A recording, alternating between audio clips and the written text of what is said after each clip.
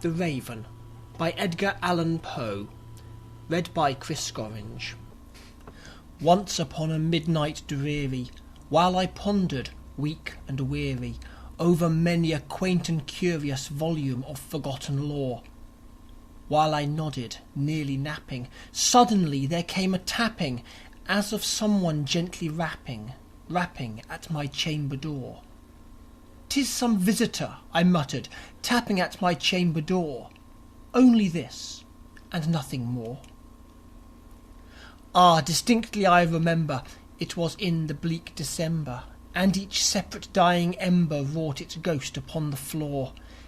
Eagerly I wished the morrow, vainly I had sought to borrow from my books surcease of sorrow, sorrow for the lost Lenore, for the rare and radiant maiden whom the angels name Lenore, nameless here for evermore.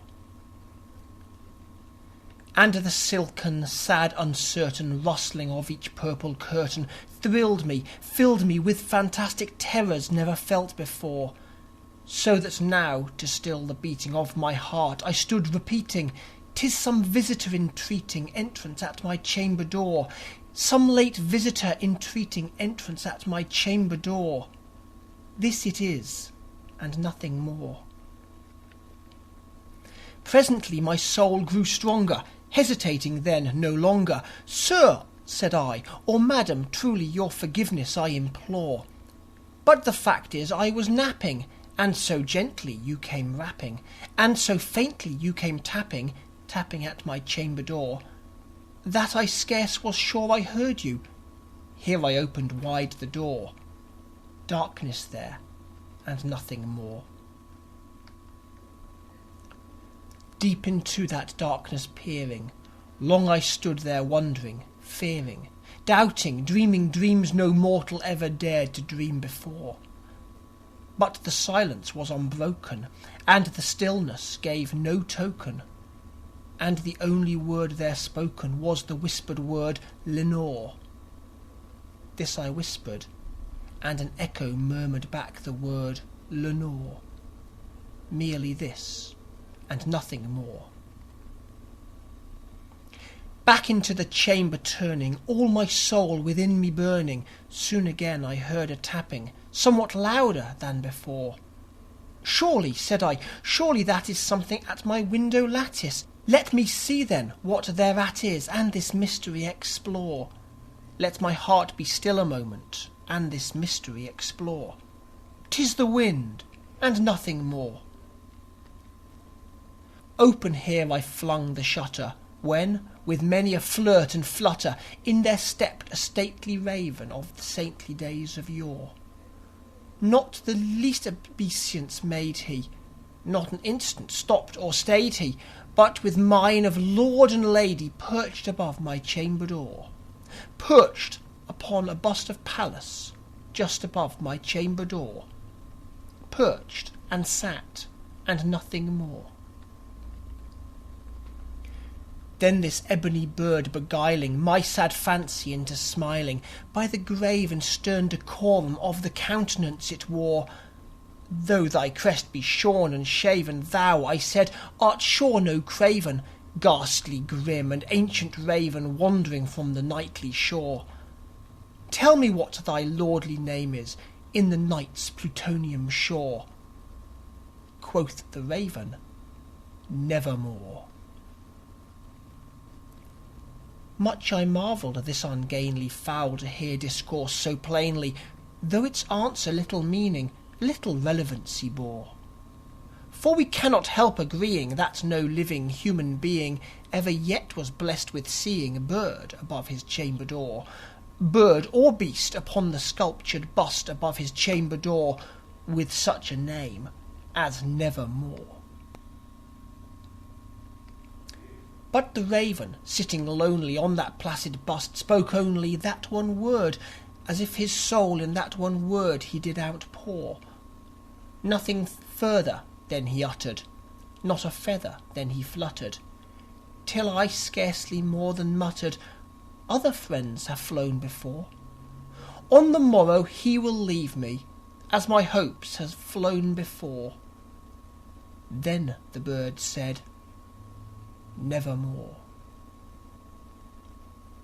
Startled at the stillness broken by reply so aptly spoken, "Doubtless," said I, "what it utters is its only stock and store, caught from some unhappy master, whom unmerciful disaster followed fast and followed faster, till his songs one burden bore, till the dirges of his hope the melancholy burden bore of never, nevermore." But the raven, still beguiling all my sad soul into smiling, straight I wheeled a cushioned seat in front of bird and bust and door.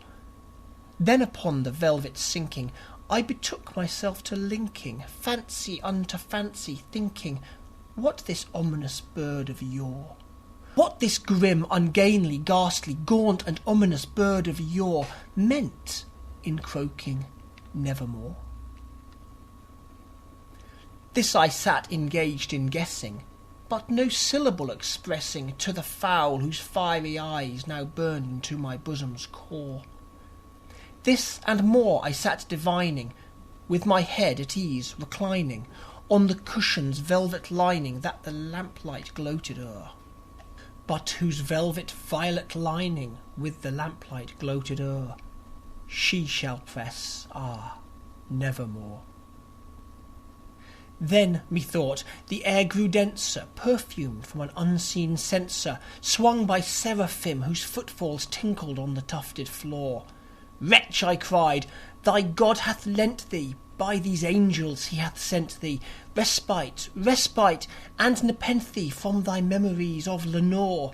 Quaff, oh quaff this kind nepenthe, and forget this lost Lenore." Quoth the raven, "Nevermore."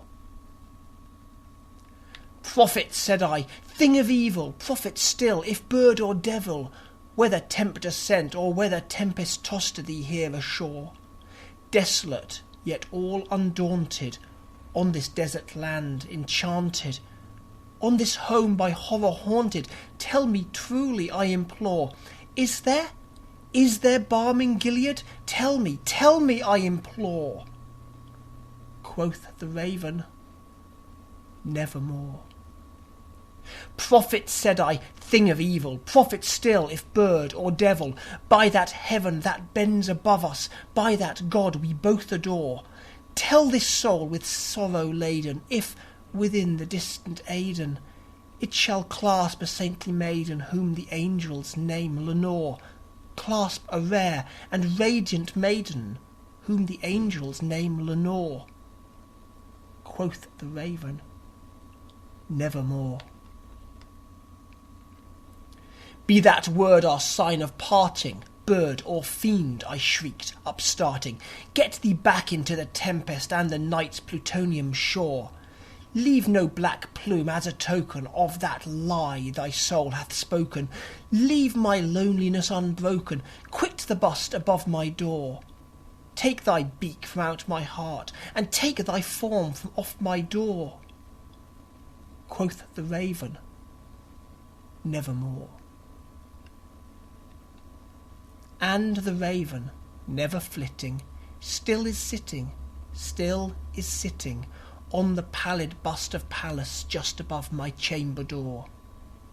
And his eyes have all the seeming of a demon's that is dreaming, and the lamplight o'er him streaming throws his shadow on the floor. And my soul from out that shadow that lies floating on the floor shall be lifted nevermore.